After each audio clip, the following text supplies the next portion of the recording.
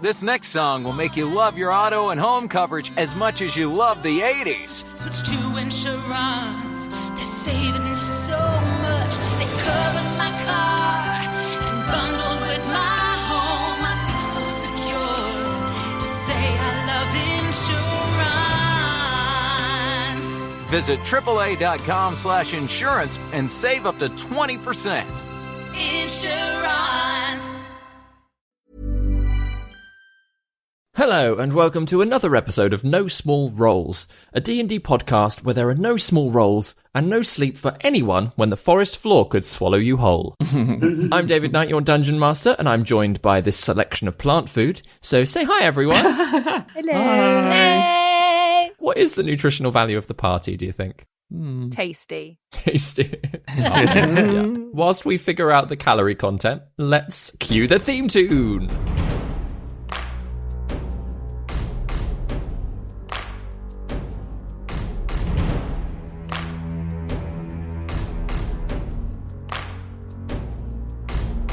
Prepare your party of players and polyhedral dice. Your tragic backstory better be worth the sacrifice. Seize your sheets and D20.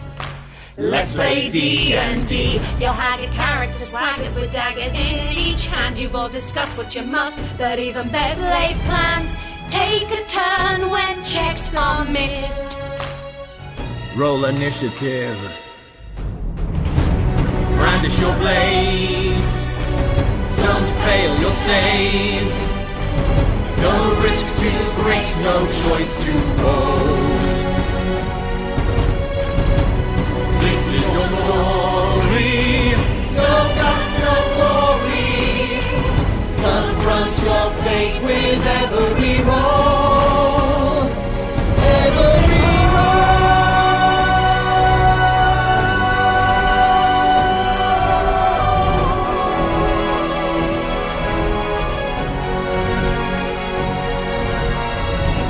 rises inside, one who will pay the price. Their chance of success will rest upon the dice. No risk too great, no choice too bold.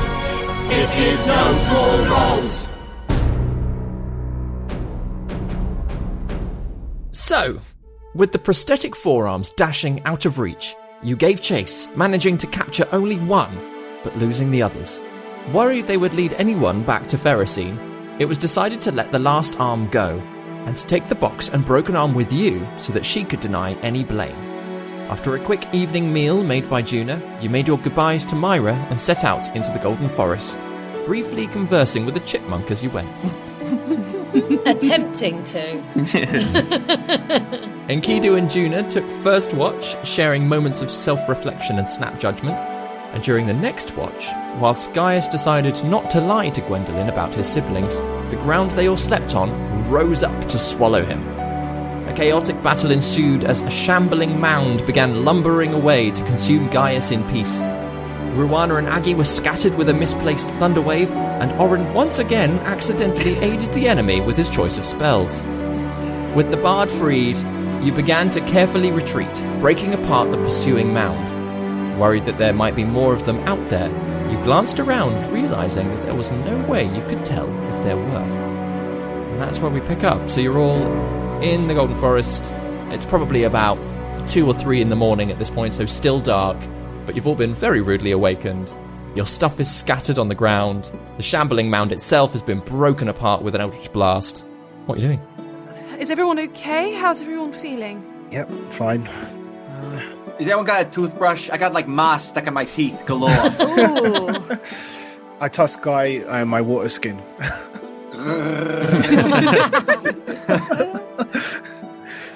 Tasty. Anybody missing anything? Hang on, where's my... Juna, did you find that pearl? Oh, yes! Oh, yes, I did! Oh my God. I'm glad you reminded me. I have a very bad track history of forgetting to give pearls to the people who they belong to. She reaches inside the caddy and pulls out the pearl. There you go. Thank you. That would not have been good if I lost that. Right, I'm going to go around and look for the remnants of that teapot. Can I investigate the mound? Yeah, I'm not, if you like. What yeah. kind of thing are you looking for? magic? I'm not the best for this, but I'm just curious. Yeah, to see if there is anything like obviously magical. Yeah. Beyond the fact that it was like moving part. A moving plant, yeah. Yeah. Juno's going to keep her eye on Enkidu from a distance, just in case. How does Enkidu like look for magic? He's not like poking it with a stick or anything. He's going to set it on fire. Do that. If it burns, it's not a witch.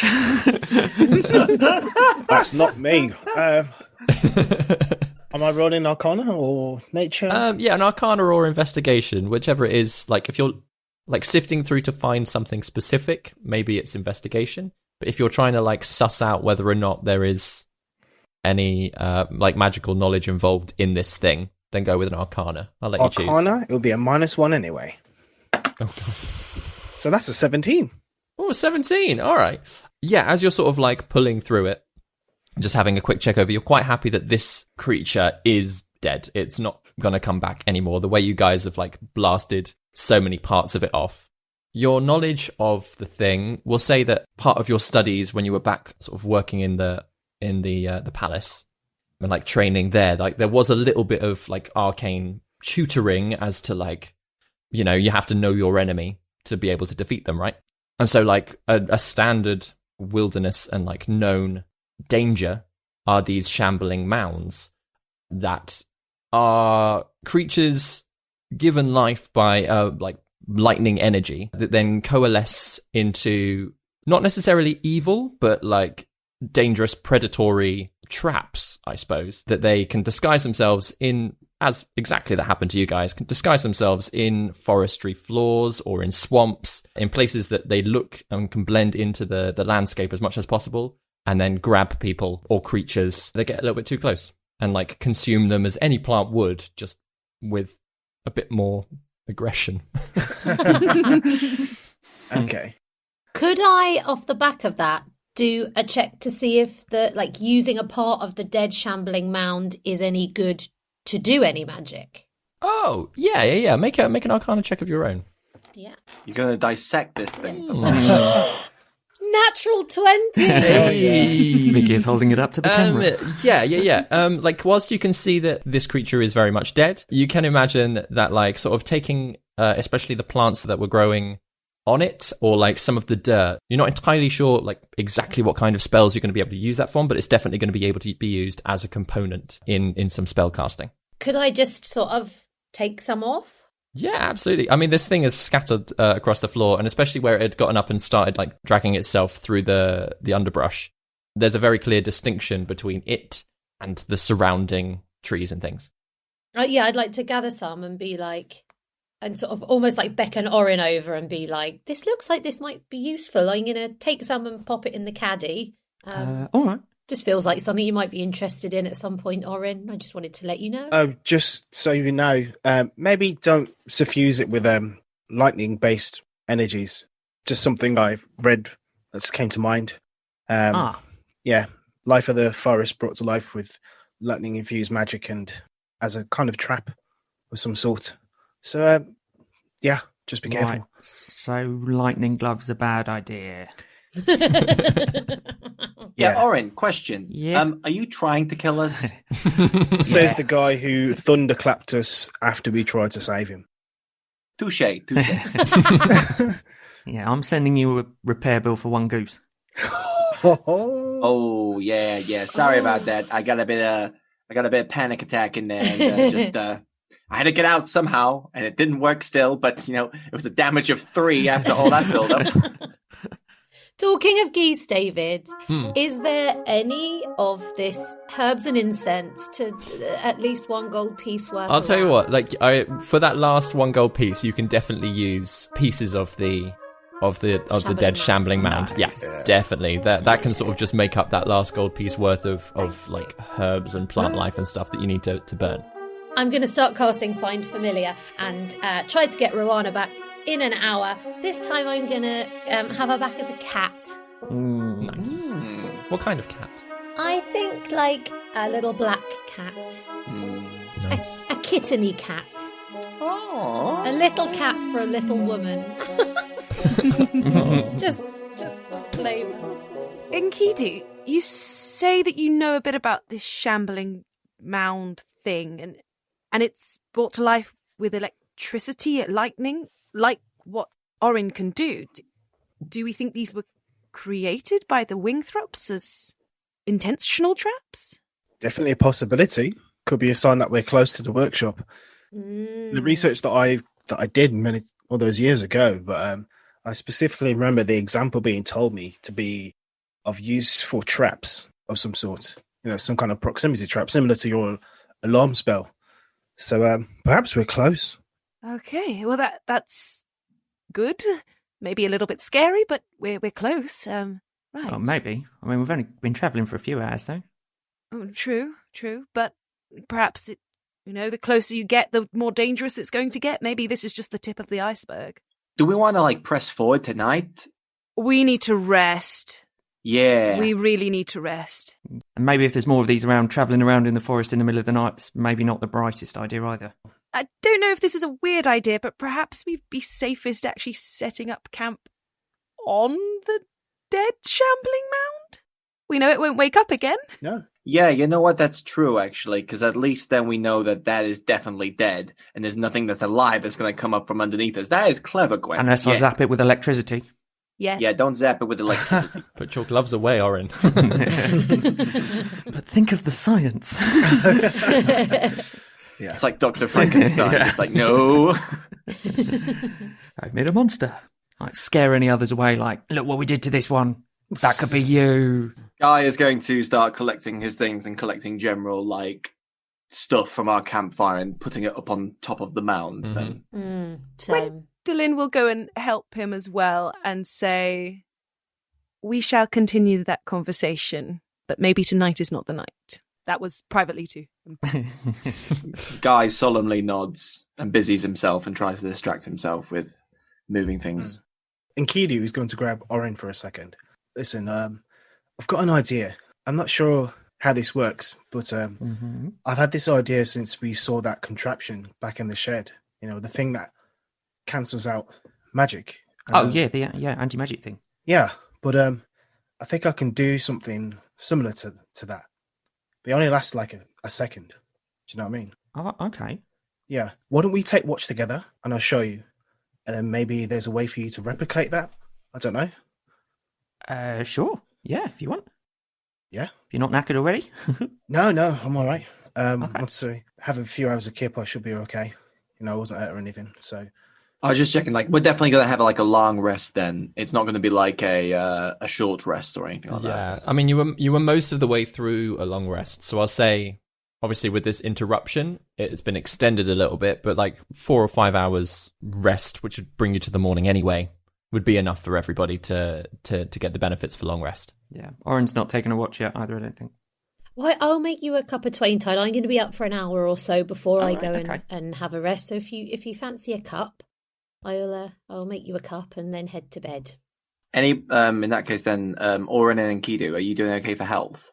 Yeah, full health. Orin's looking peaking fine. Yeah. Fine. In that case then, Guy's going to leave it to you and he'll go to bed. Gwendolyn's going to crash as well. I make them both a cup of tea and just sort of sit round hobnobbing, and then at the end of an hour, I've got the tea on the go, but then sort of on the side of the fire, I've been sort of putting in different herbs and a bit of dirt and a bit of shambling mound, and she just sort of waves her hands, and then you hear her go, and then out of the fire jumps a little black cat. Oh, nice. That Juna just sort of leaves with the boys as she goes to bed. Does Juna make the noise? Yeah. Juna makes the noise and then the cat appears. Excellent. So that's how Juna chooses the animal. That's canon. That's canon. It's the first time I've properly cast it. It's been a bit more and then this happens, and now I fully get it, so I'm making it. That's nice. Love it. Nice. So, Orin, I thought Miss Setthorn wouldn't like to hear this kind of thing. I saw her reaction when she saw the device, and she didn't seem keen in the idea of technology being able to dwarf magic. But when I saw it, I thought instantly that could keep us safe, protect us from people like the consortium and whatever lies in that workshop. That's true. Yeah, but it's something I read a long time ago, but now that I'm on this path with these new abilities, I think I've reached a place where I can use this now. So to demonstrate, maybe you can cast this yourself or replicate it somehow. Can I ask you to start casting a spell of your choosing? Yeah, I guess I technically don't really cast spells. All right. Says Ben. But sure. What, do you want me to try and attack you or something? Yeah, you could try chuck something at me. I will try. And what shall I do? Do you want me to chuck something big at you? Well, I'll back up about 20 feet and I say, sure, just make sure it's not, a massive fireball or something. I, in his bedroll, just rolls a bit further away from the from the boys' experiment that's going on over here. Okay, I think let's just keep this. Let's keep this fairly simple. So Orange's just going to pull out his welding torch, or blowtorch, rather, I should say, of firebolts, and let's just aim it slightly away from Enkidu, but sort of in the direction of Enkidu, but off axis slightly, and fire it towards Enkidu. As soon as the blowtorch starts starting up, I'll hold out my hand and counterspell the blowtorch.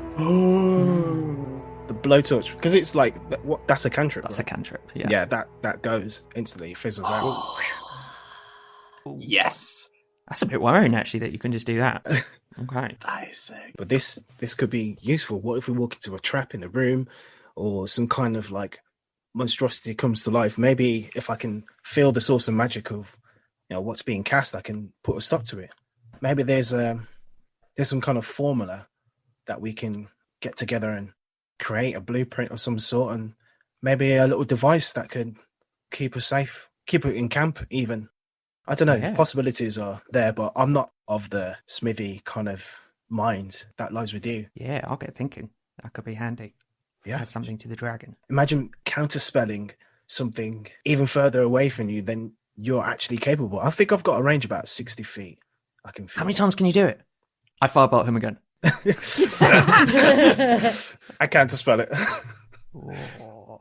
That's what I've got. I can only do that twice a day. I throw the sticky tape of mending at him. Great. Tape. What do I do with this? Oh, yes, sorry. Can I have that back? Sorry. So, well, maybe if I teach you how I come about it, and however you replicate this, I don't know, translate it into whatever artificer. Does that vocabulary exist, or is that player vocab? Yeah, artificers are unknown things in the same way that wizards and I was going to say warriors. Then warriors is not a class, Dave. Warrior. So, are you guys doing anything else with the rest of your watch? Orange is going to sit and tinker for the rest of the watch, if he may. Namely, he'd like to do several things. He'd like to repair the teapot with his sticky tape of mending. Until it's back in shape, and then stick the pearl back in, and eventually by the morning create Aggie 2. Aggie Mark 2. Aggie 1 is dead. Yep, this is Aggie 2. She's I'll put a little bit of extra metal on just to, as it were, give her an extra hit point. Level 6. Just looks a bit more hench than the last Aggie. She's just a little bit heavier duty. Looks like she could take slightly more of a hit. And then also, Orin's gonna grab a few other bits out of his bag and rebuild his goggles of dark vision as well. Because now he can have 3 infusions. Hooray! Ooh. Just realised I didn't say at the top of the episode that you've all leveled up. But yes, obviously we've had that discussion. That was in side bonus content. Check out our Patreon. But always selling. Like I like the narrative that like as the end of the rest, sort of everybody's waking up. Like you do feel the experiences that you've had over the last few days. It's literally just days ago that you met Myra. Yeah, like the experience of all of that has just allowed you all to like slowly express more of your potential. So the other thing that Orin is doing during the course of the next 4 hours, or however long it is, happily chatting away to Enkidu if Enkidu's staying up or whatever at the same time, is that he's gonna pull out the blueprints that he copied from Myra's traveling workshop, And he's going to spend a few hours, and it's probably not perfect to start with, but he's going to, with his backpack, kind of construct his own little traveling workshop out of that, in order that he gets better at using tools, everybody. By the end of the night, he's constructed himself a little sort of mini traveling workshop, work in progress, but yeah. Nice. Ruana thoroughly does like Cat getting in the way, but trying to help. Stuff. Just get out the traveling workshop, Ruana. Yeah, come here. I'll grab her and sit with her.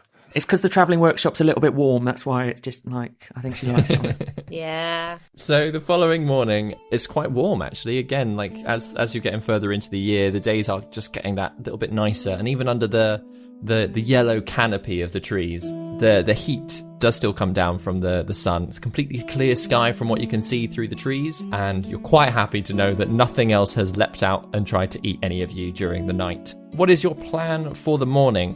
Which direction are you headed? What's the compass say? Is it changed, or is it still pointing? Yeah, Orin, what way should we be going? I'll pull out the compass and have a look.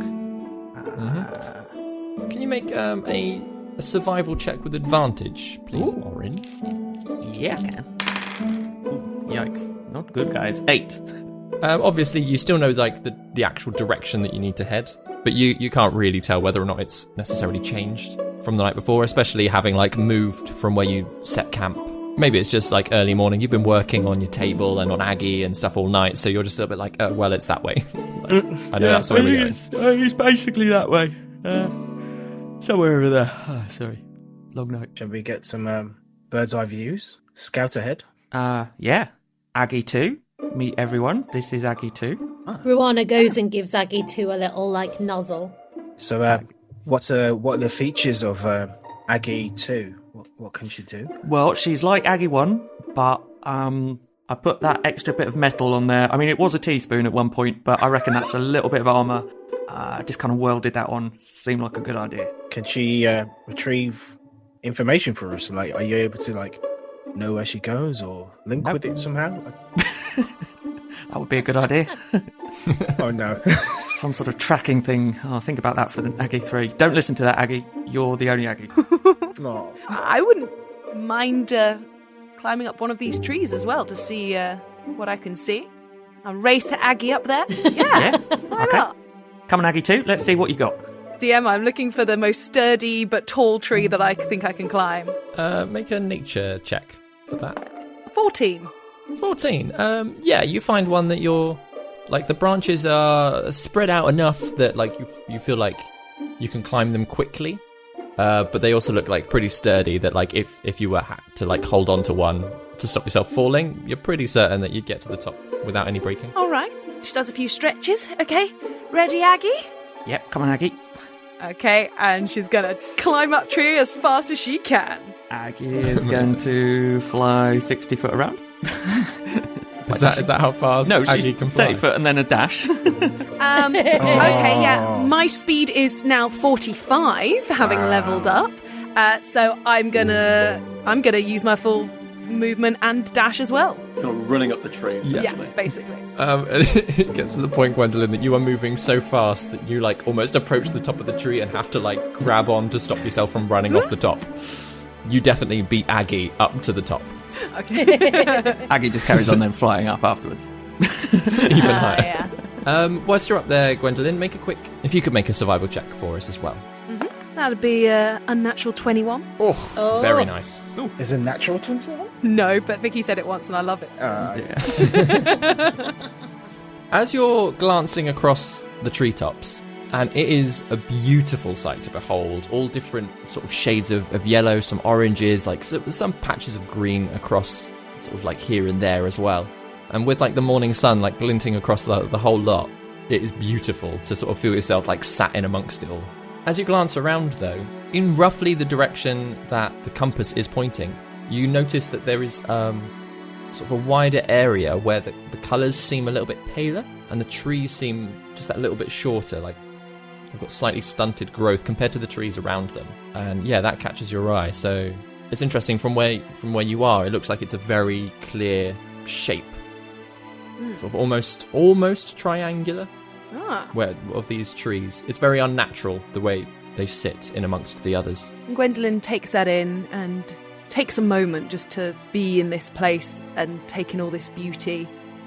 Takes a big deep breath and tries to kind of, think about harnessing her ki and really trying to connect with some of the things that she's been trying to connect with. And she feels kind of a slight magical pulse through her fists, which kind of surprises her. And she kind of takes that in and goes, time to go back down. And she starts making her way down as quickly as she can down the tree as well, showing off a bit.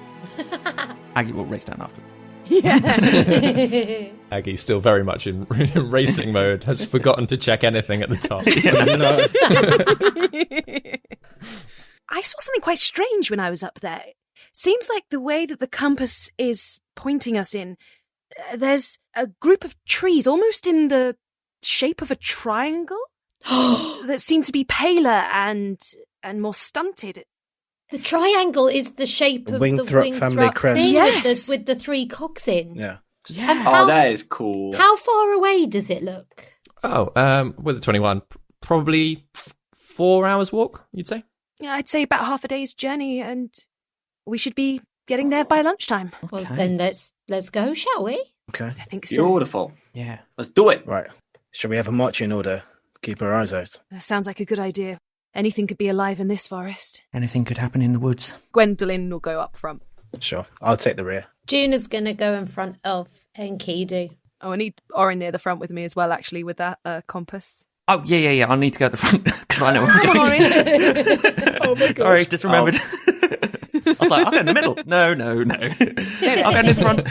Guy will follow in the back and then get out his lute and start tuning it and then playing a little song into the woods, into the woods. Just listening to what Orin was murmuring earlier on.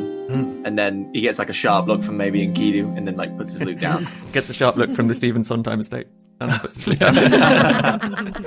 Yeah, so as you're moving along, Enkidu and Gwendolyn, as you're sort of taking the front and the back, can you both make perception checks, please? And Orin, if you could make a survival check. Okay. With advantage with the compass. So 13.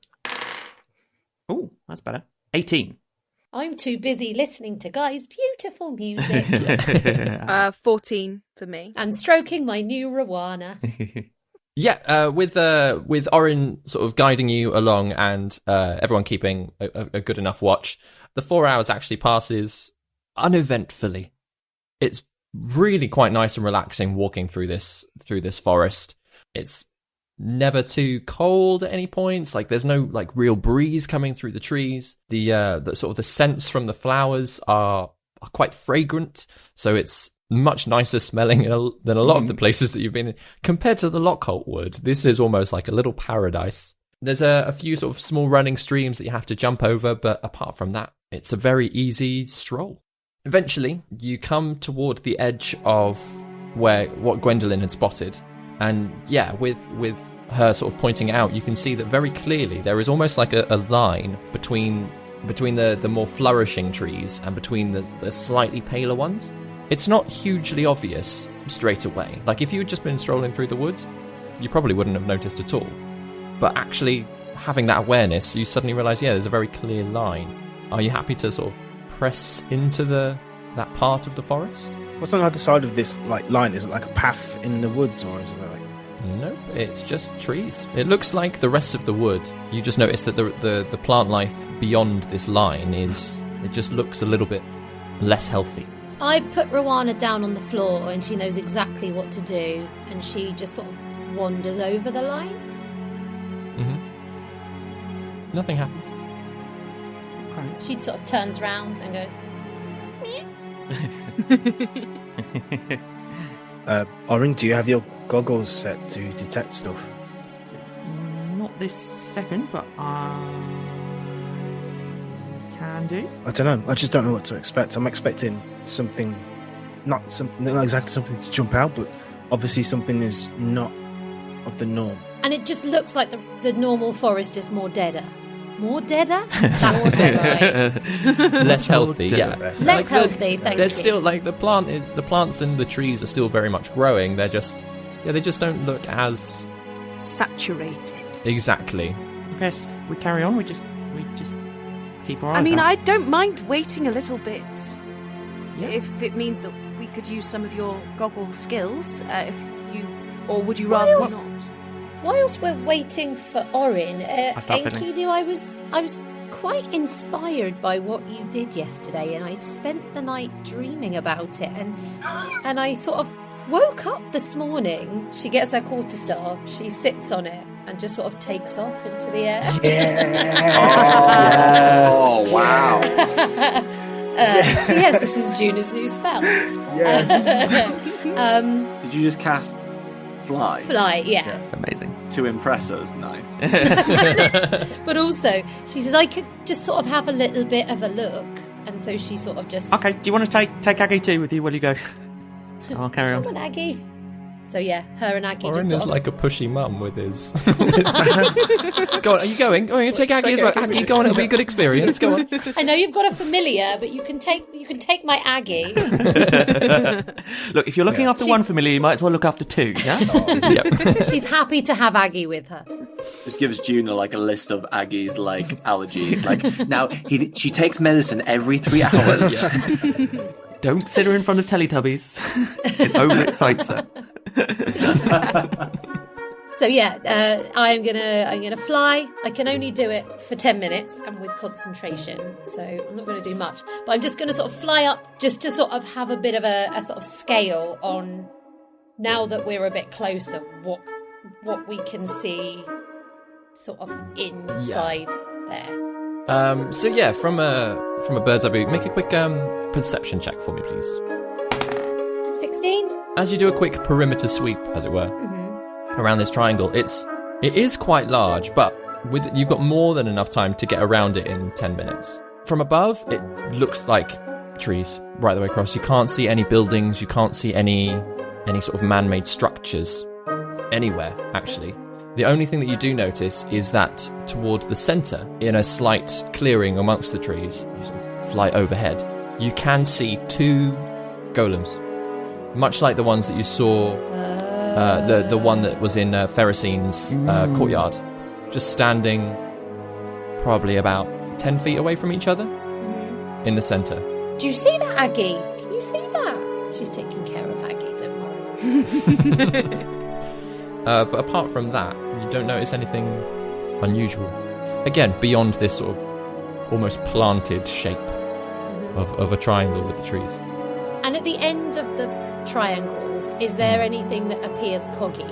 Just No, not at all. Not at all. And yeah, like the higher you fly, the more defined you can see this triangular shape is. And how big is the triangle? Probably about 1,000 foot, sort of from point to face. That makes sense. Oh, like diameter across kind of thing. Yeah, exactly. Yeah. So it's an equilateral triangle. It's equal. Yeah, it's an equilateral triangle, and it is 1,000 feet from one point to the center of the face below it. Somebody else do the maths on how long that would make the sides. Yeah. So this is today's maths problem with D&D. Like, who can tell us the area of the triangle? 1,000 feet. That's huge. I mean, Juna does the perimeter search and then comes back and tells them exactly everything that she saw. So, but comes from the other side of where she took off from. So maybe surprises them a bit. Did you see any entry points, Miss Septhorn? That sounds insanely big. I'm having a hard time imagining how big this place actually is. The golems, were they both facing the same direction? Yeah, they weren't facing each other. They were facing the party. Yeah. Well, maybe they're like the door people. Like maybe like we go over there and we give them a secret password, and that's how we get in. I think exactly that. Yeah. Yeah. So how do we do this? Are we doing a stealth, or are we walking in as invited wing thrups? Just before we go in there, I just want to like be really clear about this. Like, our task was to go and search out this place and see what the jive is, and then like head on out. Okay, right? Am I right? Yeah. Absolutely, yes. The Magus's descendants are likely hiding something there, I think is what it said on the map. So we find out what they're hiding. We take it. I don't even know if that we have to take whatever it is. Like, Yeah, but what is like really valuable or something? Well, I okay, don't fine. think we can't take it, Guy. I think if we like it, we take it. But what Orin's Okay. saying is it's he wants the info, doesn't he? Yeah. Yeah. That's what Heron's about. Yes. Okay. And I assume, guys, for our part, maybe not entangle us into whatever machinations are going on there. Safety first. We see danger, we get out. Oh, hang on. 1 sec before we stride up. I'm assuming 10 minutes has passed and my goggles are set onto magical detection. So Yep. can I have a look around, see if anything pings? I can only see within 30 feet of them anything magical. But if there's anything about the line, the separation from normal forest to slightly, what was the word? More deaderer forest. Oh my god. More Let's- dead. More deaderer. Yeah. How, with detect magic, how far through things can you see? Good question. Spell can penetrate most barriers but is blocked by 1 foot of stone, 1 inch of common metal, a thin sheet of lead, or 3 foot of wood or dirt. Okay, cool. And it can only see within a 30-foot radius of where I am. Yeah. So, from where you are stood at sort of the edge of this line, there is a sense of abjuration, actually, from the entire forest beyond it, in the more deader space. Remind me what abjuration is there, David. Abjuration is sort of protective shielding magic. Ben's pulling up his little 8 schools of magic graph. Yeah, Greg. Yeah, it's the things like counterspell, for example, are abjuration spells. It's Right, okay. it's sort of stopping I anything. enjoyed how damaging. Daryl's like, yeah. I know all about counterspell. Magic section bookmark to my player's handbook just for these situations. Yes, let me consult the book. So yeah, and knowing that they're keeping this area protected, that actually doesn't come as much of a surprise to you, Orin. But you don't necessarily know what kind of spell or whatever is cast on this area. But it's just within that area, there is just a general sense. It's not specific to the line or anything like that. It's just within that area, there is a general sense in the space. Cool. Yeah. I explain that to everyone, what I've found out. So a bit like the henge? Maybe the henge was different. That was Right. all the schools of magic all kind of flowing together at the henge. Oh, yes. There was roots of This magic. was done by the Wingthrups, I bet. Yeah. Yeah. So, yeah. And Gaius is going to step over the line towards Rowana. Are you holding the compass, Gaius? No. You find that you cannot enter the space. Oh my god! Oh. Ow, that hurt! You all right, guys? Yeah, I just went straight into whatever the barrier was. My face. What? Can I reach forward to see if I can feel a barrier? There is the smallest sense of a barrier for you, Orin, but it doesn't seem to have stopped you. Okay, someone else try. All right, I'll then. try. Okay, Yeah. you guys try. No, as each of you try, sort of you exactly as Gaius had, you sort of walk up and it feels almost like a solid wall there. I'll gingerly step forward. Orin passes over the line. Seems fine. Throw us the compass. What? Well, you just Throw me the compass. I'll throw the compass. I catch it. Mhm. I take 2 steps into the barrier. Yeah, you and Orin are stood next to each other. Hot damn! Oh, wow. Okay. I'll throw it to Gwen. I catch it and I walk through. You pass into the space as well. Okay, let's. No. She throws it to Juna. Juna, can you bring my teapot? Juna holds the compass, picks up Aggie, and tries to walk through. Yeah, you both get in. She throws Enkidu the compass. Sure. I take it and I can I have a perception check to make sure you didn't disturb anything, like there's an owl watching or there's some kind of trap. 16? No, you're quite happy that actually nothing is moving about in the forest. Like the wall itself, although you can't see it, there's been no reaction as the compass has been chucked backwards and forwards. Right. I'll take it and slowly walk and join the others. Which way is it pointing now? North. Same north it was before? No. Before it was pointing toward this triangular space, and now it's just acting like a normal compass. Does that mean this is where the compass was leading us to, yes? I think so. Is this a way we're going to work out who's a Wingthrup? Well, the compass. Can I have a look? Can I have a look at the compass, please? Yeah, and I hand Chris. I hand Gaius the. Wow, you crossed the dimensions. Through the multiverse. I know. So many theories. Yeah, I hand Gaius the compass. I look at the compass. What do I see? It's pointing north. Okay, Juna. I throw her the compass. It's playing hot potato with the Yes. compass. I think we should go and see these golems. Yeah. Yeah, but let's just see who's definitely a Wingthrup, because like if it's only working for Orin, then he's the Wingthrup. Yeah, does anything happen when Juna holds it? It's still pointing north. Throws it to Enkidu? I catch it with the mage hand instead. Ooh, fancy. Well, hang on. So what? Hang on, I want to try something. I'm going to see if I can carry the mage hand outside of where the abjuration is and try and bring it back in. The mage hand sort of floats over the line with the compass. Mm-hmm.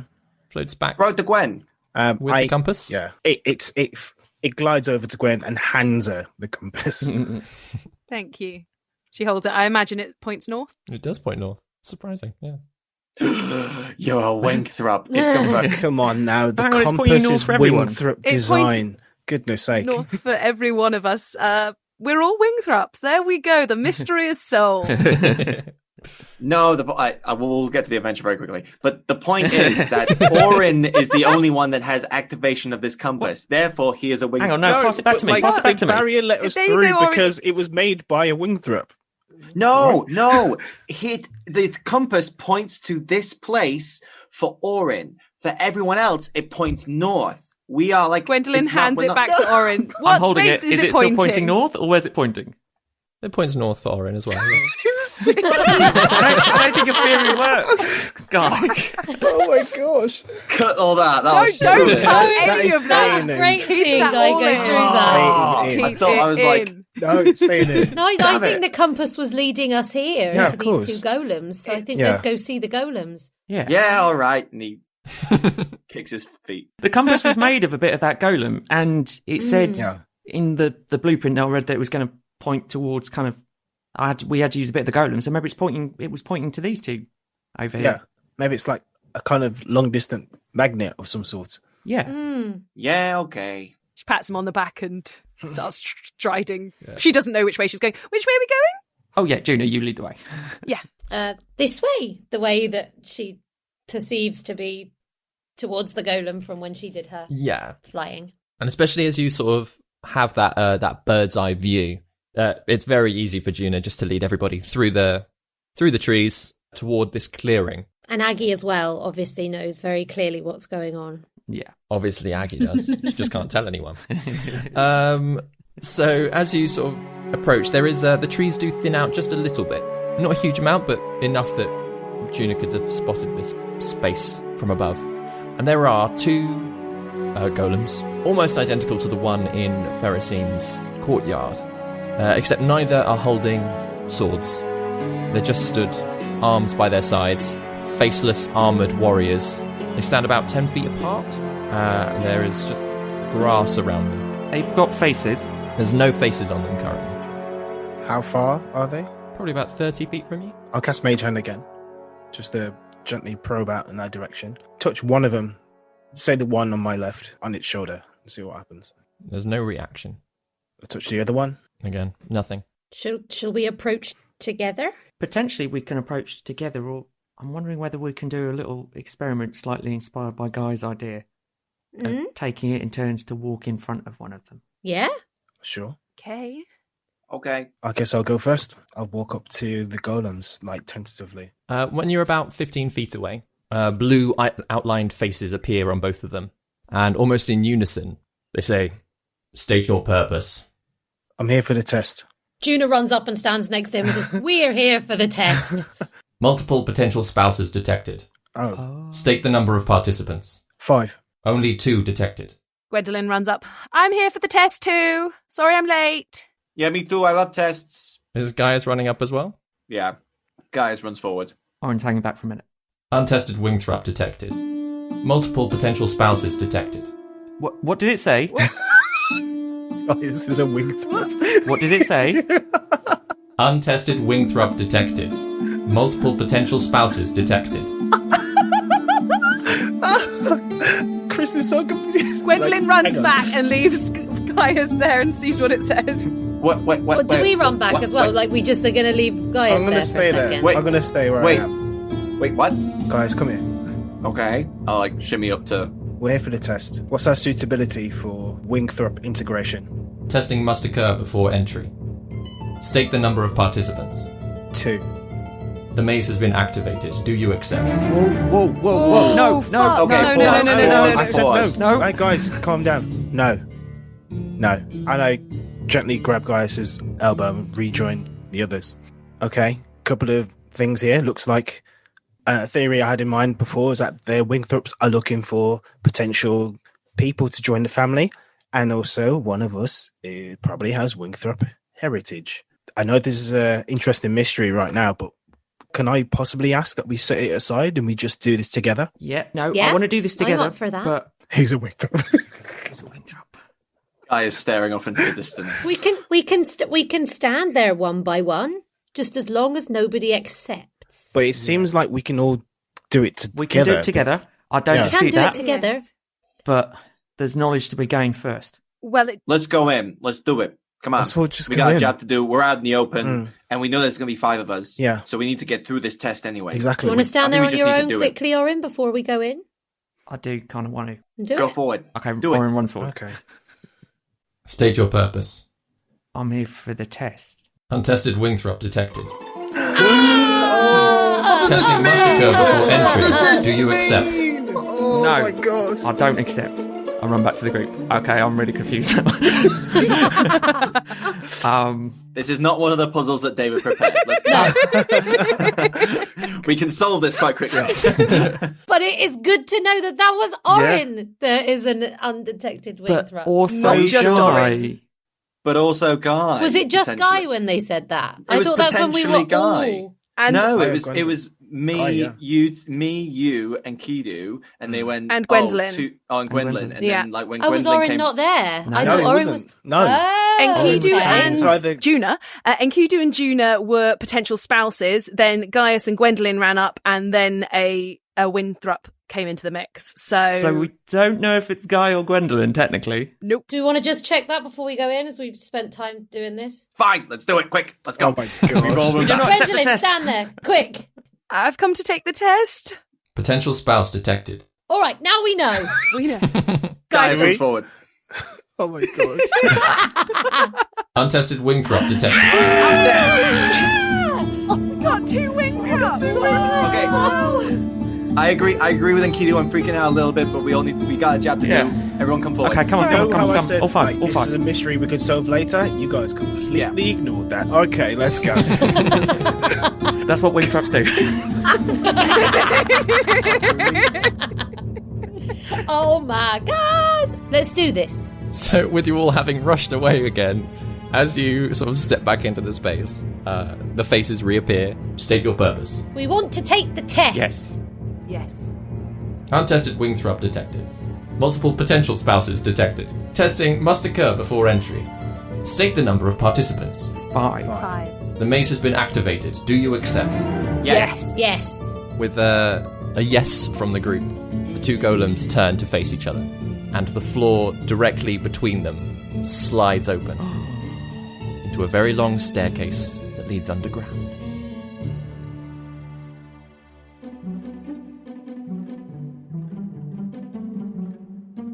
Grace here, keeping you updated with all things No Small Roles related. We'll be recording our next instalment of No Small Questions on the 21st of May at 8 p.m. BST. So if you have a question for our wisecracking bard Chris or the weaver of plots Le Bebe David, be sure to get your questions to us by the 20th of May to have them considered. You can send us your questions via social media. We are at No Small Roles on Twitter and Instagram. You can find us on Facebook by searching No Small Roles, and our Discord link is in the show notes. Patreon subscribers will, as usual, be invited to join us in the Zoom live to ask questions, see our actual faces, and just hang out after the recording, which is always lovely. So to find out how you too can join us, head over to www.patreon.com/No Small Roles. This week, we'll be releasing another behind-the-scenes video of Vicky and I leveling up and generally trying to learn more about D&D on the Patreon. We also recently added access to a video where Daryl shares some of his martial arts training and inspiration behind Enkidu's fight style.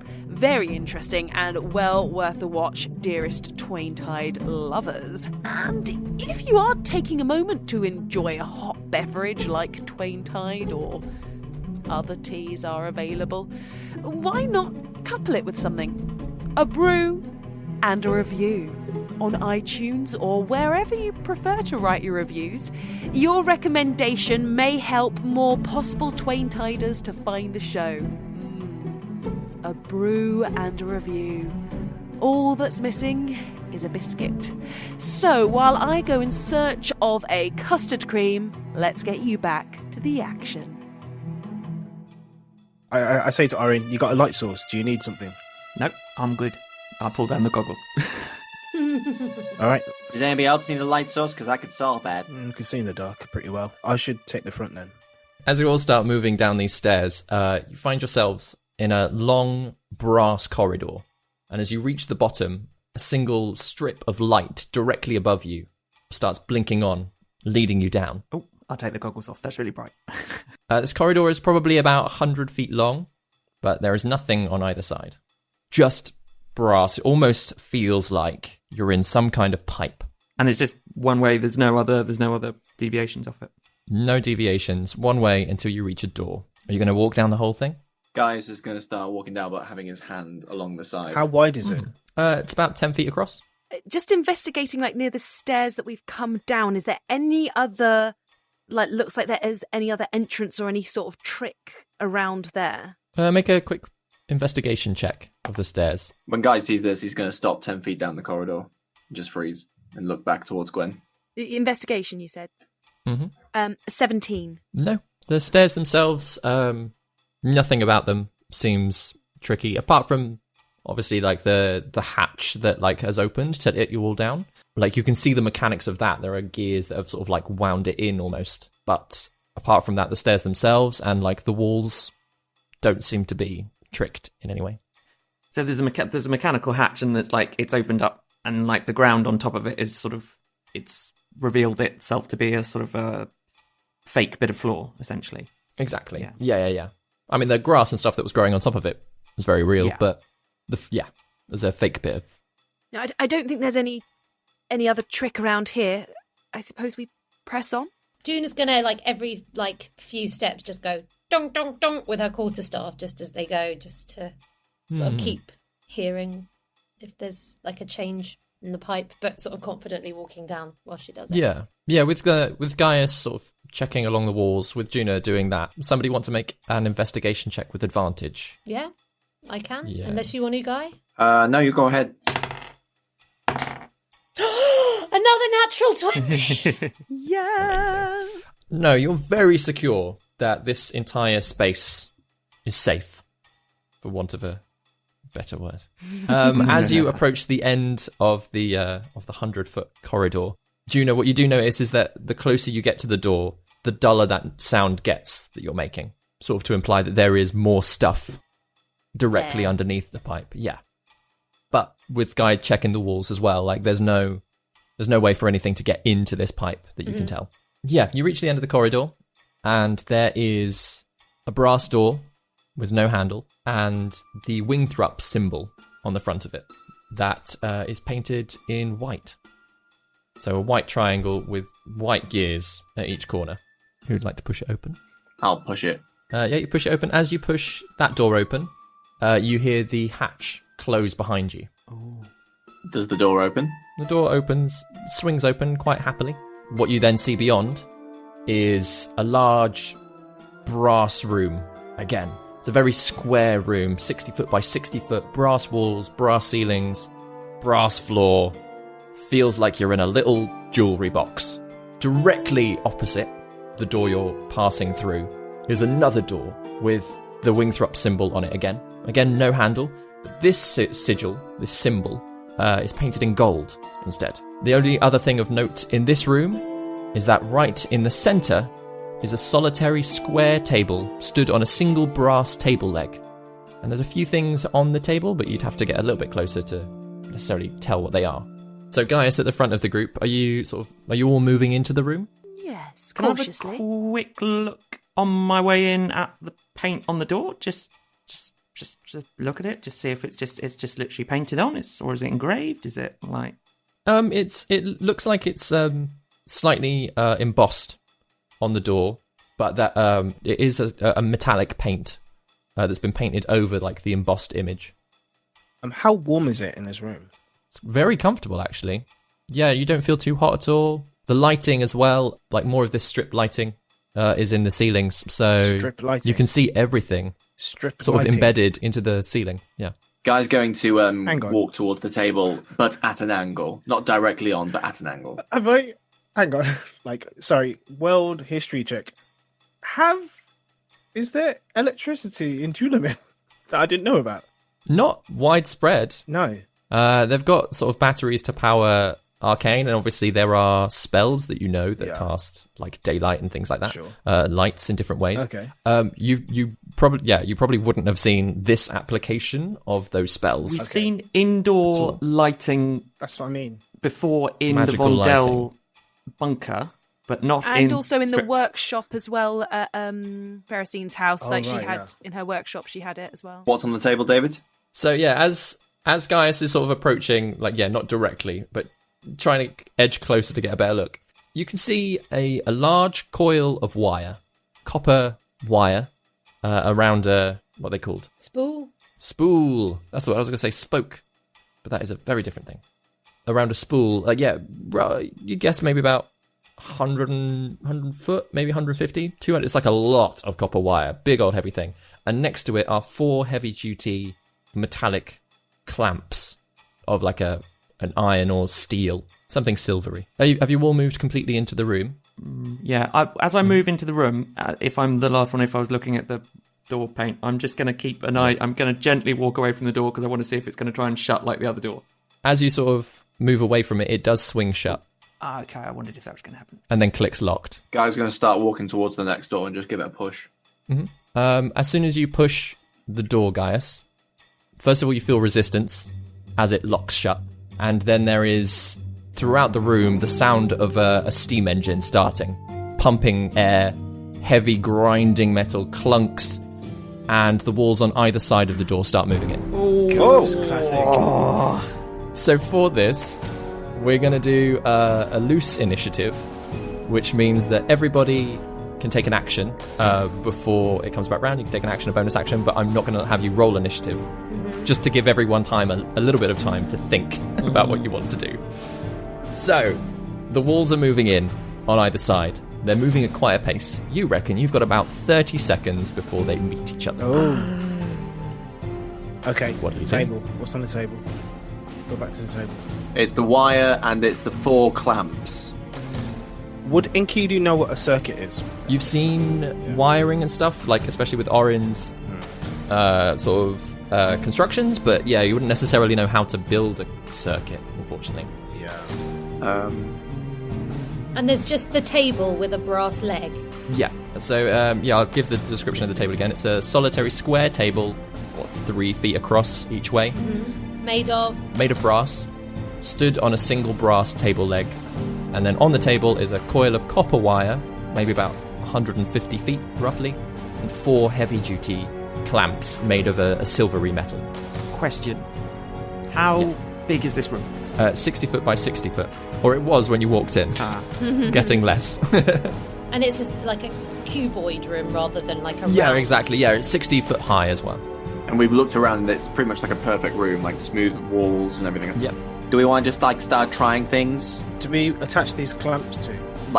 Attach the clamps to the wire and then attach and see if there's a current that's going between the 2 walls, and then we attach them together. So just put the clamps next to the walls and see if they connect, and then see if something happens. Yeah, is there anything to Yeah. clamp hold of? Yeah. The door frame? I don't know. Is there? Yeah. You're welcome to make a perception check. Skill checks for this will take a full action, but obviously if you've got something else that you'd like to do out of your normal features or spells and that, then you're welcome to. I've rolled a 14 perception, but I'm going to roll some extra just because I feel like we really need to know, really need to perceive. It's 18, 21 perception. 21. So the walls are completely smooth, all 4 walls. The ceiling is completely smooth. There are even the doors have no handles. There is nowhere to attach the clamps to that you can see. Okay, for my action, please, can I fire up immediately my goggles of magical detection? Absolutely. Pull my goggles down and just sort of quickly turbocharge them into action. Burn no spell slot. Yes, and you do glance around the room. Beyond the things that normally everybody carries, the only new magical thing that you can see is the table leg. Oh, the table leg. What type of magic? Transmutation. I shout at the others. Okay, the only magical thing in here apart from is that table leg. It's transmutation. Gwendolyn picks up the top of the table to see if it kind of lead comes free from picking up the top of the table. I'm going to say that's your action to sort of like pick it up. Yeah. And it comes straight off. It's almost not attached to this other leg. So yeah, you pick it up, you move it out of the way. Is there something inside the leg? Is it hollow? No, it's a solid brass leg. You're welcome to have a closer inspection of it with an investigation check. That's a 4 minus 1. That's 3. I mean, it is quite decorated. There are lots of, like, as you have a quick look at it, it's a solid brass leg, but it almost looks like a little column. I don't know what the different types of columns are called. The one with grooves in. Like a Greek kind of column sort of thing. Greek columns, yeah. It's one of those. Occasionally, sort of to add to the decoration, there are a few small gears and things, but that's it. Well, the only thing to clamp anything onto is this leg, right? What about the lights in the ceiling? Do the lights stick out of the ceiling? No, they're embedded into the ceiling. Oh, no. So from what Oren has told me previously before when I bugged him about this, like the copper wire is a conductor, right? Yeah. So it passes through the electrical charge. Yeah. So can we smash one of the lights and then bring that electricity to the walls and see if something happens there? If we need electricity, there might be another option. I look over at Juna. We might have something that we can use if we want to make a circuit. Use it now. We can use it now. The walls are moving in. Come on. Okay, Juna, battery. I've used my action for this round. Yeah, me too. So I kind of have to wait. So, yeah, Gaius, if there's anything you want to do with your action? Yeah, Guy's just gonna attach a clamp to the leg and then a clamp to the wire. Cool. And that's just what he's doing for his action for the time being. Just trying something. Just like attaching things. Absolutely. So yeah, in that time, sort of the walls have moved in, so you've probably only got about 40 feet of space to either side now. Not to either side. Across the sort of the width of the room. Is there something in this leg that we can use to stop these walls? I feel like the Wingthrops are not people who don't leave the right things to use for the right job. Yeah. I'm happy to whip out a battery right now. I'm not against that idea, but I just wanted to say I feel like We got to use what's in here. I feel like they're You're that right, you're kind right. of people. Yeah. Can we have another look at the table? Yep, if someone else wants to use their action to investigate it. Oren? Okay, hang on, the table or the table leg? The table leg. I don't mind investigating it. If I know, I'm happy to Oren look. wants to I keep his think- skills for I'm other just things. asking at Oren for the time being. Yeah, I think just about the I'm leg. going to go and look at the table leg if I can. Super close. Natural one, guys. Natural one. Natural one. I mean, the walls are literally closing on you, or it's really hard to concentrate. I mean, technically it's still a 9, but whatever. I mean, is this actually a table leg? If you said there's transmutation, I don't know. The walls are closing in on me. Yeah. And then Kidu's trying to point out like the designs, and you're like, I don't know. It's just. I'm going to investigate the table leg as well. We need to know. Yeah. Oh no. Oh, 4. no. No. Oh, dear. Before Juna is with panicking Orin and that the walls Enkidu are- like right Yeah. there, like gathering around this table leg, and like Gaius trying to get the clamp on as well. Juna can't see anything.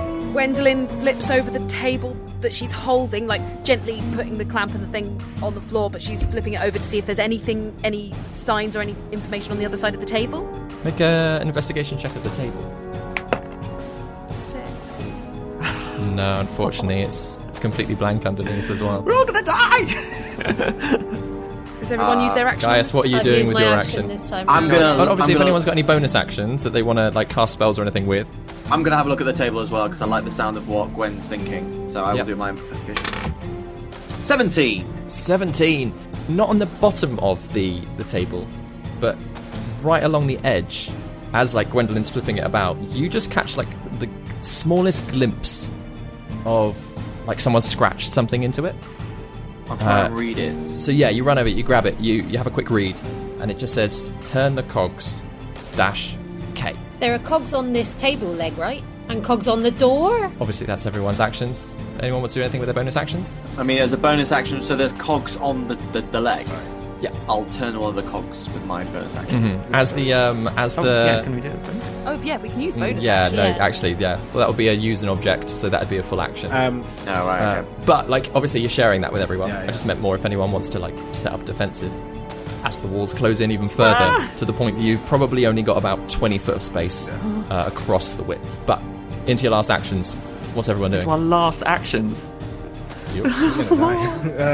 Gaius, do you want to start by running over and turning a cog? Yes, please. Okay, as soon as you do, sort of you get everybody out of the way, you grab it. The strangest thing is, as you sort of like try to find cogs to turn, as you're leaning into this hole, this table leg, it's really not moving against your weight. And suddenly you turn a cog, you find one that rotates, and the entire thing shifts, and you can pick it up. I'll pick up the table leg. You can pick up the table leg. Is there anything in place of the table leg that was on the floor? No, there's the smallest mark where it stood, but it wasn't embedded in the floor or anything. And to clarify what the writing was as well. The writing It said... turn the cogs -K. So there are cogs on the table leg. Are the cogs anywhere else in the room? On the 2 sigils on each door, which actually, when you look back, the door that had the white sigil as you moved into the room actually has a black sigil to get out that way. Can we take the cogs out and put them in the door? Are there, no. Better question to ask is: are there grooves in the door for something to be inserted into? No, apart from the Orin had investigated that beforehand, so it's literally just like a slightly embossed sigil that's been painted. Can I do some sort of check to see if there is anything in inverted commas K in the room to match the K? Yeah, if you want to. Is it maybe like a sign-off? Yeah, I think it's a name. It's worth checking. Go for it. Go for it. Oh no, natural 1. No. Where are those Unfortunately, there natural isn't 20s anything. now we're in a life or death situation? I know. Does it look like the clamps would go on the cogs in any way, or is there any like thing? No, the cogs on the table leg that's in Gaius' hand are quite small in the design. He's found a very small one that sort of like rotated enough that meant that he could lift it. Was that the only one that rotated, guy? I don't know. Like, maybe I'll try the others. Yes, please. He tries the others. Yeah, and I'll say like as part of like the same action. Yeah, that's the only one that rotates. The Turn doors? Turn the cogs. Yeah, I'm running. Can I run to the gold door and see if I can turn any cogs on the gold door? No, they're all Damn it. stuck in place. Can I continue to turn the cog, or does it just stop? It sort of rotates fully one way, and then rotates back. And when I rotate it back, switch. what happens? As you're sort of holding this table leg, you rotate it back. The whole thing suddenly locks into place. How long is the table leg? Okay, Turn it go, counterclockwise. go. Get it to a wall. Get it to a wall right now. Yeah. Unlock it, So unlock it. Gwendolyn and Enkidu have actions left. We'll say what am I Gaius doing? playing with this cog has been the full action. Can I take the? Can I hear that as a free action and take? Yeah, the like table everybody's to the like wall? all of this Yeah. conversation's happening right out I loud. take it to the west wall. Unlock it first. Unlock it. Oh, turn it clockwise or counterclockwise? Whatever the other way is to the which it's Yeah, been. sort of, I it turn way that turns, moves. it turns, it yeah, unlocks. I turn it. Yeah. And then where do you take it? The west wall. Yeah, I mean that's probably about 5 feet away from you at this point. Great, So, Gwendolyn comes over and twists it the other way. yep, the immovable table leg locks into position in midair, and the wall reaches it and stops moving. The other one slightly carries on, and you think, this is a bad idea, until it reaches the other end of the table leg, and also stops. So we're all sandwiched in. Right? Yeah, I mean, this table leg's about, sort of, again, 3 feet long. Oh my gosh. So it is tight space. But as soon as the 2 walls reach the ends of this immovable table leg, both doors click open. Let's go! Wait. We wait. didn't use any of this stuff in here. No, we did not. Let's take that with us. Great. Yep, Yeah. good idea. Yeah. Talk about a red herring. Should I take the tabletop as well?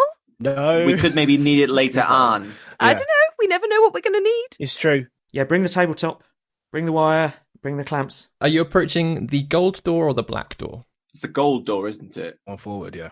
As you walk over to the gold door, you push it open as if it had never been locked. It swings open quite easily. And the room beyond is filled with huge brass pistons in every direction. Some very small, getting just between all of the spaces. None of them are moving, but there is no way that you can get into the room without climbing through them. I'm just Googling what a piston is. It's a mechanism that moves up and down. Okay, yeah, good, because what I just googled. It's just tractors by the looks of it. So how are the pistons moving, David? How are they They're moving? not. They're not moving. They're They're not moving. Almost straight away, it almost stops you getting into the room. Through the small gaps, you can see 3 other doors. Directly ahead of you, there is a door with a green sigil on it. To your left, you can see a door with a red sigil on it. And again, through the pistons to the right, you can see a door with a blue sigil on it. The red and the blue both seem to be blocked completely by pistons. The machinery in front of those is completely closed, so it would be impossible to walk through. But you reckon if you could squeeze through, you could get to the green? Have we shut the door yet behind us? No. At this point, the amount of space in the next room means that, again, without anybody climbing through, you're all sort of just crowded at the door. Like some of you aren't even stepping into. On the other side of the door, because on the other side it had white. Is that right? No, gold. Mm-hmm. And on the inside other of side this door Yeah, is a white sigil. white again. Ah. Same as on the inside of the previous room. Mm. Let's point that out. It's a white sigil again. It's Okay. like it's marking the way out or something. I don't know.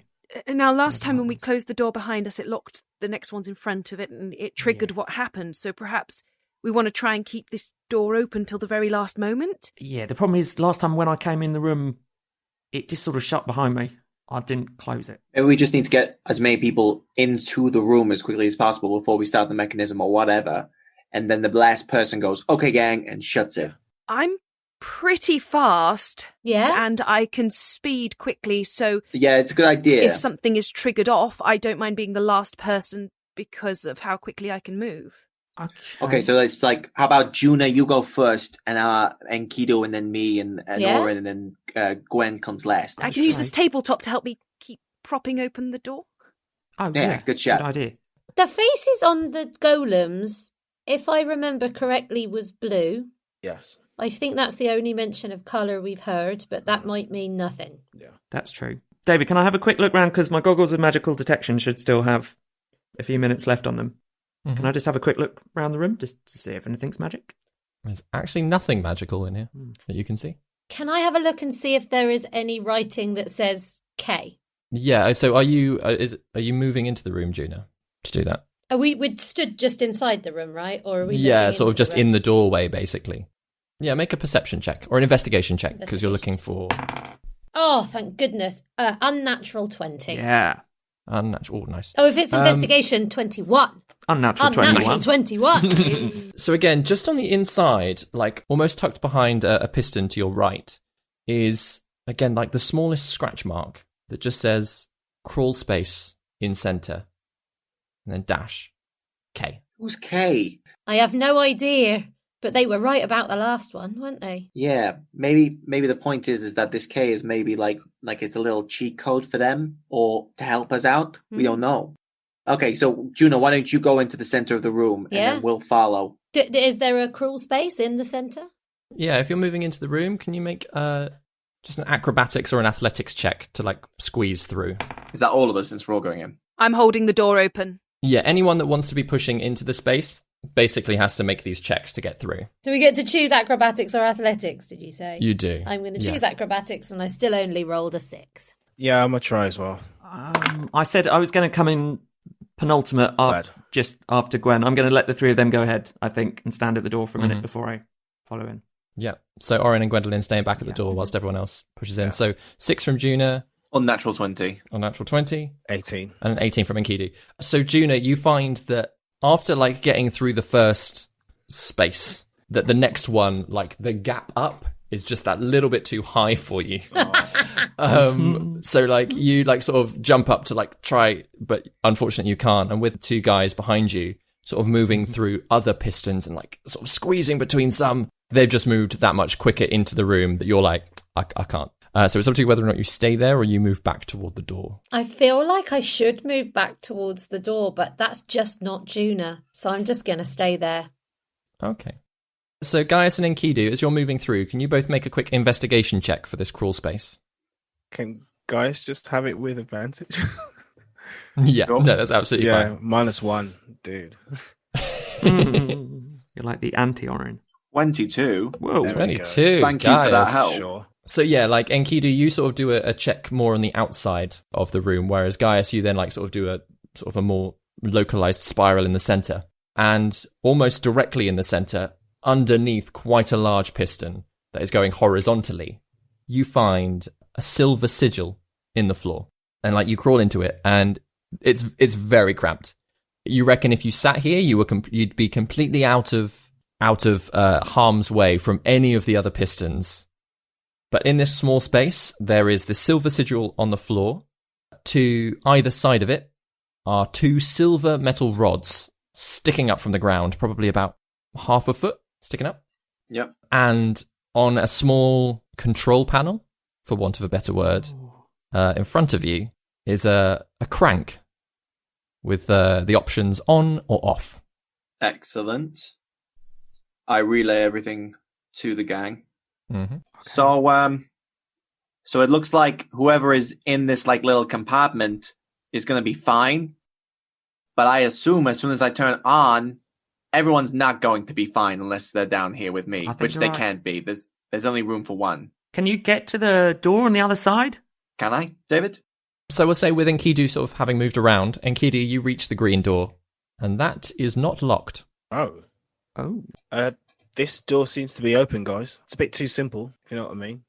Yeah, I'm not sure. Maybe the green door's not the right door. The golems did say something about a maze, didn't they? And mazes don't just usually have one route through them. No, exactly. We've got 2 other doors to investigate as well. Let me just size up our options, have a look at the other doors. Can I try another acrobatics check to see if I make the jump? Or do I need to wait a bit longer? Because I think she'd be like, I'm coming to help. Yeah, you can. So, Guy pokes his foot out of like the compartments, like, if this helps. It really does. It really does. Unnatural 20. Hey. Amazing. I love the idea of her just sort of like jumping and just not making it. But she finally like catches her like quarterstaff to help her out. Yeah. So between Juna and Enkidu sort of moving around to check the other doors then, you can't reach the red or the blue doors at all. There's just too much machinery completely blocking the path. Like even Juna like sort of trying to get round like smaller, tighter spaces. Does it look though like if the piston started working, it would make the doors accessible? Yes. Yeah, completely. Can I pop the mage hand in front of a door, or is something constructing it from being... No, it's almost completely flush. Right, okay. These pistons. Sure. Is it maybe that everyone needs to get to the green door, and then whoever's in here can... Maybe it's like a safe space for other people? Yeah? Should we have a look, see what's through the green door? Yeah? Yeah. Right. Gwen's got the door over there, right, Gwen? I've still got this door open, yeah. If you wanted to go and have a look, Orin or June or Enkidu, if you're closer to the green door to see what's in there. I'd like to try to touch the green door to make sure it doesn't just open because a wingthroat touched it. Yeah? What's that theory? Yeah, go for it. Yeah, let's go for the green door. I'm going to stick by Enkidu. Yeah, Enkidu and Juna, as you sort of move over to the green door, it pushes open. Both of you can move into the next space. Glancing into that room, there is, again, all of these rooms have almost built on the same foundation of a 60-foot by 60-foot brass cube.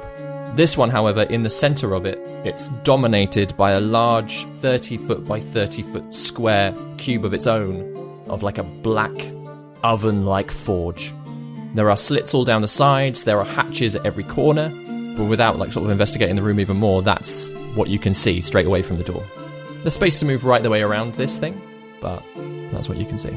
I'll relay that to the others. We do. Is there a door on the other side of that room? Let me check. Yep, as you sort of step in to start checking the others, there are 2 doors in that room. Directly opposite the door that you've just come through is a door with a black sigil on it. To your left, as you come in, is a red sigiled door. And in the piston room, is the red door on the left? Yes, it is. So is it possible that red door and that red door lead into whatever that room is on the other side of that?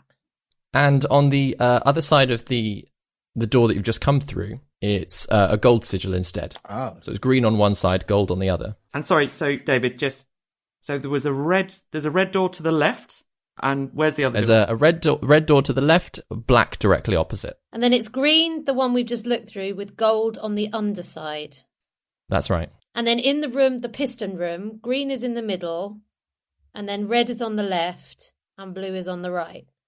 Mm-hmm. And then there's black on the door behind us with gold on the other side? No, so it's gold leading into the engine room, Yep. white Oh, leading white. into the wall room. Leading back into the room we've just been in. Yeah, it's good for us to name these rooms, I think, guys. So there's the wall room we've done already. We're in the piston room, our word for the day. We've got the cube room, Yep. which Enkidu is currently in. Yep. And in the wall room, as we went in, it was white as we went in and then black on the way back out. Yeah, it Yeah. was. That's right. So potentially, if you went through that black door on the other side of the cube room you're in, maybe would it take you back into the walled room? Is it worth me just having a little peek? Should I run across the room? I might activate something, but I can run across the room and have a peek. Have a little peek, I shout from about 60 foot away. I'm gonna run and have a little peek. In the room with this forge in it, both of the other doors are locked. It's locked. And I'm gonna run back to Enkidu. So, regroup. We can get into the forge room, but we can't get anywhere else from there because there's 2 doors in there. They're both locked. We can be in the piston room. We can get from the wall room right across through the piston room, but only to that other room where all the doors are locked. And we can be in here, and Guy, you found something that can turn this on and off, we think. Yeah, there's 2 silver metal rods, and there's a control panel with a crank that says on and off. Can I go and have a little look at this control panel? I'm not touching them. Yeah. Yeah, Oren, if you could make just an acrobatics or an athletics check to get in. Oh, yeah. 10. 10, it takes you a while, but yeah, like it's a really tight squeeze. At one point, you do get stuck slightly upside down, and it's only with Gaius sort of getting out of the space, pulling you through, that like you manage to Oh, that's my shoulder. to make it okay. in. Oop. Ow, that is a squeeze. Thanks, Guy. And yeah, again, so there's a silver sigil basically under your feet as you're sort of crouched in this space. So silver sigil, like as in the symbol again, the triangle symbol with the cock? Yeah. The Wingthrop symbol triangle with the gear at each corner. Next to this sigil on either side are metal rods sticking up out of the ground, probably about half a feet, silver in colour. And again, in front is a small control panel with an on-off crank. And the metal rods just are literally, they don't look like the table leg or anything? Not like the table leg. They just they don't seem to be moving. They do seem to be embedded into the ground. sat there. Have you relayed this to us? Yeah, I'll Kyle? shout. Do up what I'm they doing. look like wire? Could be attached That's to what I'm either one wondering. of them? Yeah, like wrap wire around them. I don't know what it'll do, but do I know about like solenoids and things? Maybe it needs to be turned on for something to happen. Yeah. Maybe we should do something. Maybe. Yeah. Yeah. I think we're fine to go through this green door. What we don't want to do is go through this black door, I think, because that'll take us back into the stairwell. But if we go through this green door, we can go through the red door. We can go straight through the red door here, and it'll end up in the same place from what I imagine, and I'm guessing. But that might be wrong. So it's a choice of us either choosing to do the puzzle in the piston room or in the forge. Maybe. Or we might end up having to do both. Maybe. Yeah. Yeah. Why don't we see what happens when we turn on this control panel here first? Is everyone clear of any moving machinery before they do turn it on? Yeah, let's do I think that. the only Let's get person everyone who isn't clear is Oren, Oren. yeah. So Yeah, I'm feeling pretty safe here. I'll go into the forge room. Cool. Yep. So you climb through, join Enkidu and Juna. That end, Gwendolyn still stood back at the Wall room. wall room. Okay, Gwen, do you want to start making your way through? Because I'm next to this control thing, so if this turns on, I might be able to turn it off again. It's on off currently, I'm assuming. It's currently on off. Yeah. What, make my way through to where the others are, the green Yeah. door? Yeah, because I don't know if we have to shut that door in order to open the other door. Okay. Right. What was the clearest route to get there? She's asking the others is the route that she needs to do so she can do it as quickly as possible. There was something about climbing through the centre. If you do that one, then you end up upside down. Okie dokie. All right. So It's quite high though, Gwen. Gwendolyn leaves the tabletop, propping the door open as best she can, and she goes as quickly as she possibly can the route that the others have just told her to go. Nice. Make with everybody's sort of input of like where for you to put your feet and stuff. Make an acrobatics check with advantage. By the way, I don't know where the wire and things ended up. I I wouldn't mind imagine having you've the got it wire all. if I'm sat here. Yeah, I presumed that you got it. Yeah, me too. I gave it to Oren just because I was like, Yeah. wires, that's your thing. 14? 14. Yeah, that's enough to sort of squeeze through. And yeah, you make it quite comfortably to the other side. everybody sort of stepping back, keeping the door open. But from where you are, you can't even see Orin. Like, he's just in a crawl space somewhere in amongst all of the machinery. Do I try turning it on? Go for it. We're clear. I'll try turning it on. As soon as you turn it on, is anybody propping the green door open? Yes. As soon as it's turned on, all of these pistons start like slowly pumping away. And then they get faster and faster, and hot air starts like sprouting out all over the place. There are some that start slamming down directly in front of the door. But at the same time, Gwendolyn, you can feel that this door is trying to close itself. And it's slowly like pushing you into the room. She's using all her strength to like put help. I'll turn it off. Yep. Orin, can you make a sleight of hand check, please? Sleight of hand. Yes, I can. 17. 17, nice. So as you're sort of stuck in this tiny, tiny space, like you have literally like pieces of metal slamming together directly above your head, and like you feel that if you were to put your fingers slightly too far over, you'd lose them. You do not feel safe here. You know that you are, but you do not feel it. However, as you're sat there, you can see with the opening and closing pistons all around you, you've actually got a view of all 4 doors in the room. As you're watching, you're seeing them like access to them, like becoming available, like, and then being slammed shut again. So as you pull the crank to turn it off, which 2 doors would you like to remain accessible? Oh, do you know what? Green and blue. I think that's a good choice. Yeah, good choice. Good choice, Orin. We can get to red elsewhere. Nice. Green and blue. Yeah, so as you look back toward the white door, pistons have slammed down so that you can't actually get to it, even though you can still kind of see that the door is propped open. White door, yeah. But yeah, you now have access to the green and blue doors. So blue and green. I'll stop the machine. We're like, okay, I think you can come through now. I think we can get to the blue door. So yeah, I'm going to climb through to the blue door. You know. Is everybody climbing through? I'm wondering if I should hold on to it, the green door, until we've opened the blue door, until we know that it opens, just in case they're kind of attached to each other, opening Go wise. for it. I don't I'm know. going to gingerly push the blue door while Gwen's holding open the green door. Absolutely. And the blue door does open. As you sort of like squeezed your way through. I'm not going to make you make another check. You sort of get over there, push it open. Okay, keep holding it open. I'm coming. I'm on my way. And as the green door closes behind you, Gwendolyn, that's where we're in the episode. Oh, David. I've just drawn the next room. That's so good. I've been furiously drawing as well. Yeah, same.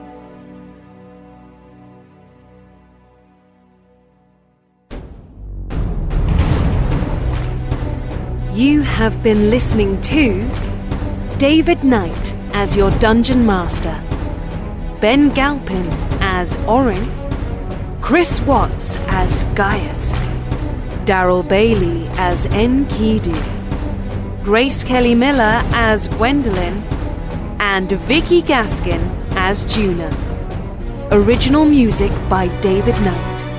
Please tell your friends, subscribe, and follow us on all social media. Thank you for listening to No Small Roles. Anon for now.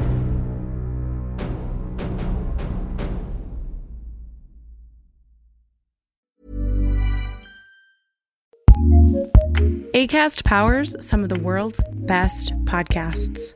Here's a show we recommend.